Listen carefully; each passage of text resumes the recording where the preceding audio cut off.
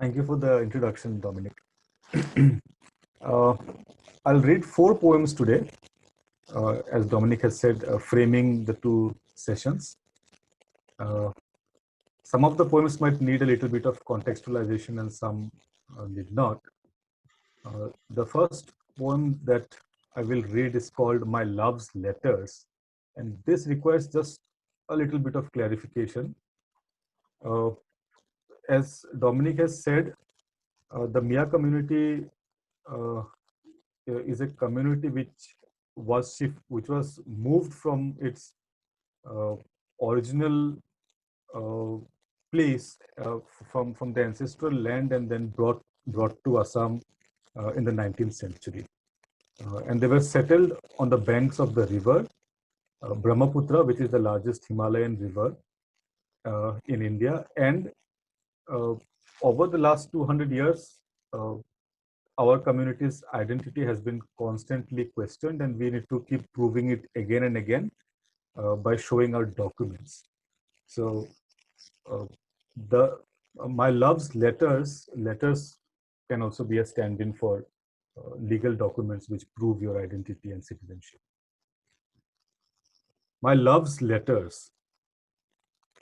May the rain not soak my love's letters. May my love be a shield. May my love be silk. May my love's new wings shield my love's letters. May the sun be softer. May the clouds be lighter. May it rain less this year. May the eaves drip less and the waters spare my love's letters. Let the rivers swell. Let jute soak. Let bridges come up and prove inadequate. Let my love's father and my love's brothers play ludo and snakes in the shade. Let man and woman and child not huddle under a rain that could wet my love's letters. Let the rivers swell, let jute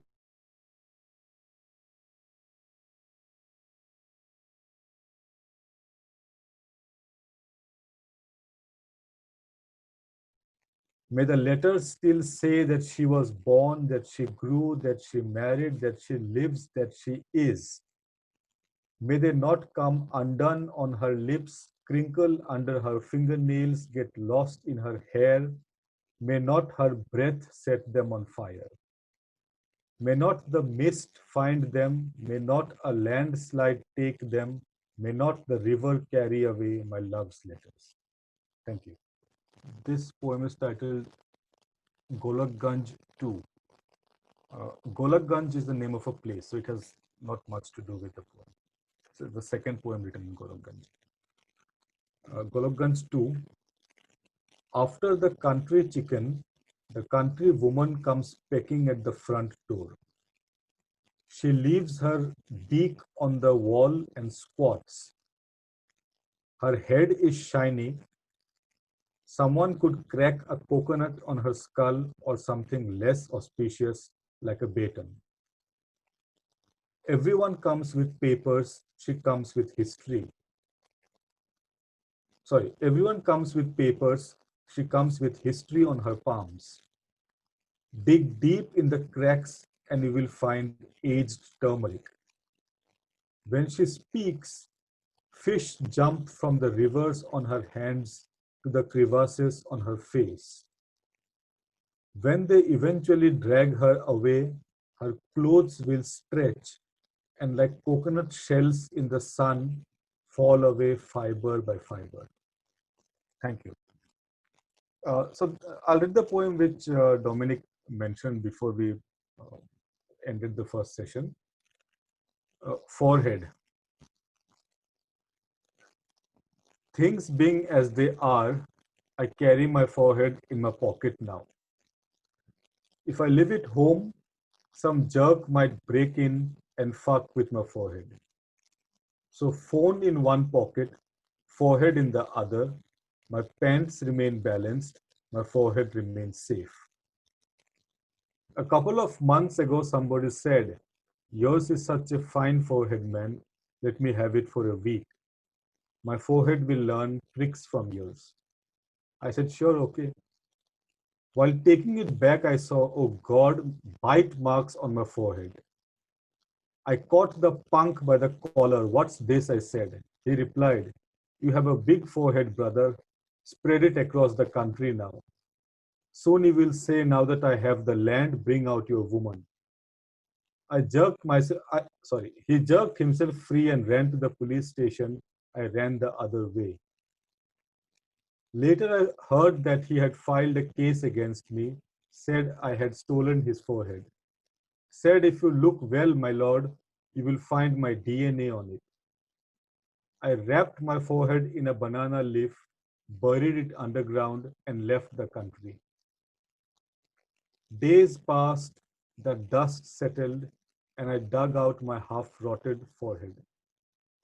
I can't wear it in public anymore, so I carry it in my pocket. If someone roundhouses me now, my head might crack, but my forehead will remain safe. Thank you. It's been a pleasure listening to all of you, and I'm very glad to read four poems in this gathering. The last poem is titled Legacy Data. In this world, sorry, Legacy Data. In this world, my grandmother is always 10. She wears a baby lotus on a bow and a knee-length princess frock. Between the bow and the frilly collar is my grandmother's preserved face. Puberty will smudge it soon. At 1/3 my age, she sits before the fire and watches her mother boil date palm sap. Old enough once to birth two girls, old enough now to scoop surf from the pot and buy her own pencils. She lies under a mango tree, my grandmother. Diesel fumes and half the summer road fly over her.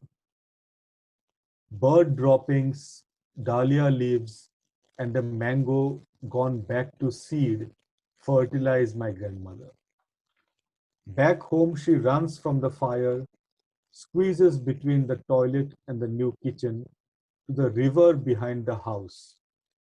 On a stone where my mother washed her hair, my sister sits in an unfurling of hibiscus.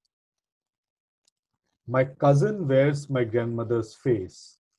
This is the only thing that keeps her running and keeps her from her father's beating. When the rains come and the river brings snails and memories to the open door, her face, stagnant for a year or two, will be the only consolation. Thank you.